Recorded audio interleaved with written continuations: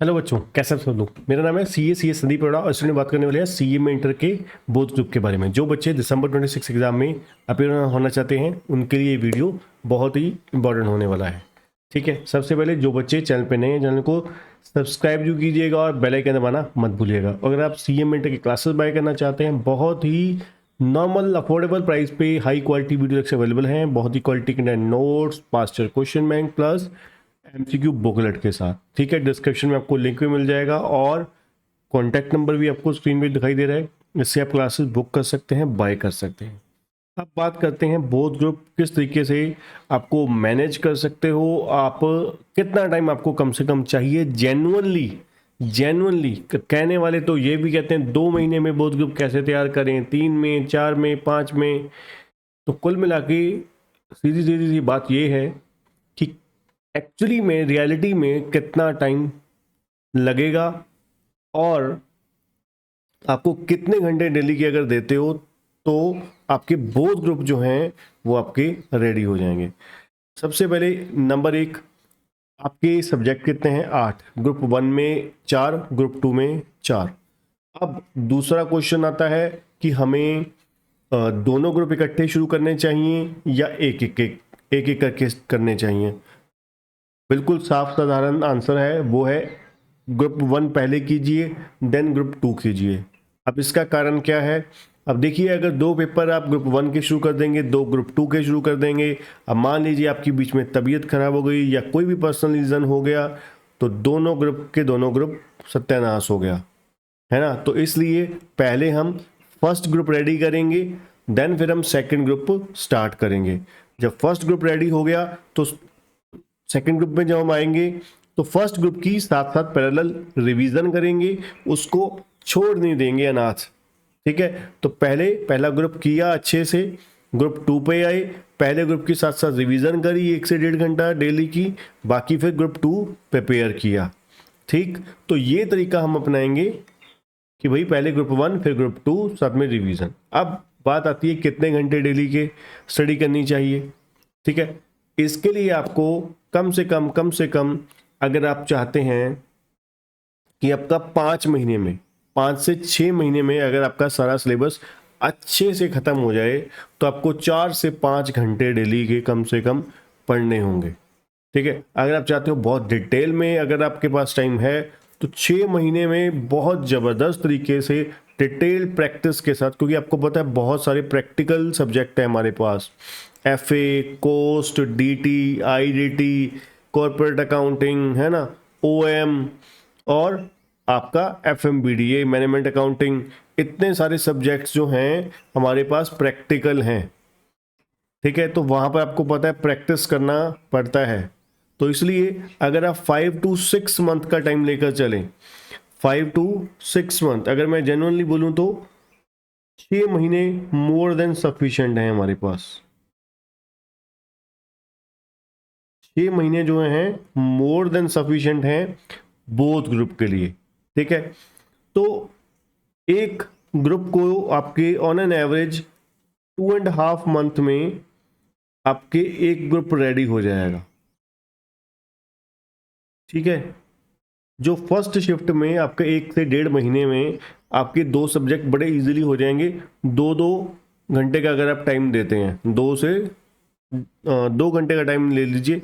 ठीक है, 2 से 2.5 घंटे का, तो 5 घंटे अगर आपने दिए, 2.5 घंटे एक सब्जेक्ट को दिए, एक सब्जेक्ट को दिए, तो बड़े मज़े से आपका 1.25 से 1.5 महीने में कंप्लीट सब्जेक्ट ज़बरदस्त तरीके से फिनिश हो जाता है। तो 6 महीने जो हैं टाइम आपके पास मोर देन सफिशिएंट है। ठीक है, अब बात आती है, जैसे मैंने आपको बताया, सब्जेक्ट वाइज सब्जेक्ट।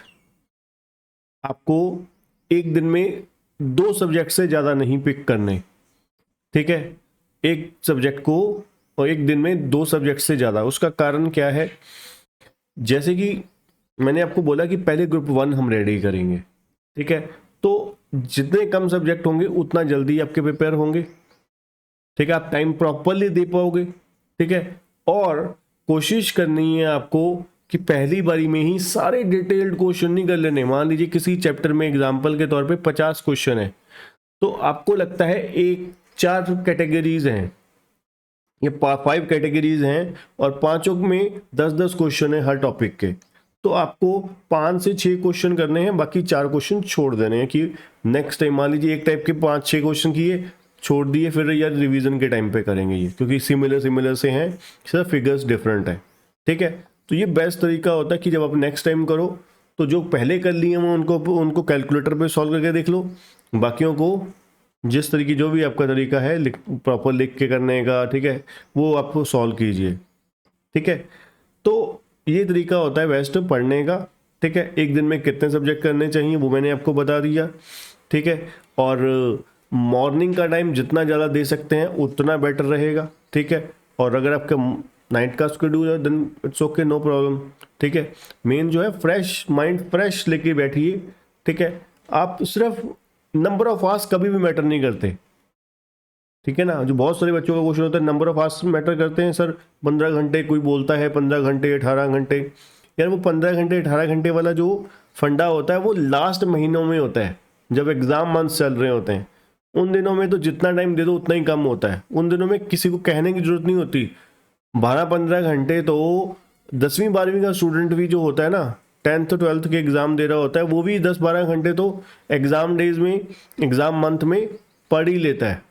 इसलिए हम कोई बहुत बड़ा बच्चा, जो पेरेंट्स कहेंगे हमारा बच्चा 18-18 घंटे पढ़ा, 15-15 घंटे पढ़ा, अरे 15 घंटे 12 घंटे वाला 15 घंटे वाला जो होता है ना, वो लास्ट 15-20 दिन में या 1 महीने में, आपके दिसंबर में एग्ज़ाम है तो दिसंबर मंथ में आपके ऑटोमेटिकली बाय डिफ़ॉल्ट 12-15 घंटे हो जाएंगे। ठीक है ना, 15 घंटे उसको बोलते हैं जो शुरू से ही पहले दिन से ही आपने 6 महीने अगर आप 12 घंटे डेली के लगाते हैं ना, तो आपका एक्स्ट्रा ऑर्डिनरी रिजल्ट आएगा। आप सोच के भी नहीं सकते क्या आपका रिजल्ट जबरदस्त आने वाला है। ठीक है ना, तो इसलिए मैं कह रहा हूँ 5 से 6 घंटे मोर देन सफिशिएंट हैं। ठीक है, अगर आप 12 घंटे लगाते तो आप तबाही मचा दोगे। तो 101% बड़े आराम से और मैनेजेबल वे में आप करिए।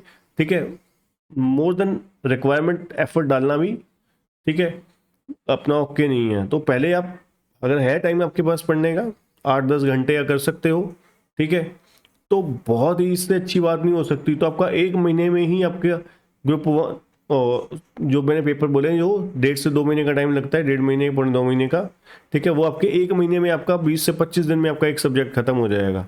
तो 2 सब्जेक्ट आपके 20-25 दिन में खत्म हो गए। ठीक है, अगले 20 दिन में भी अगले 2 खत्म हो गए, तो तकरीबन आपका 1.5 से 2 महीने में आपका पूरा ग्रुप खत्म हो गया, है ना।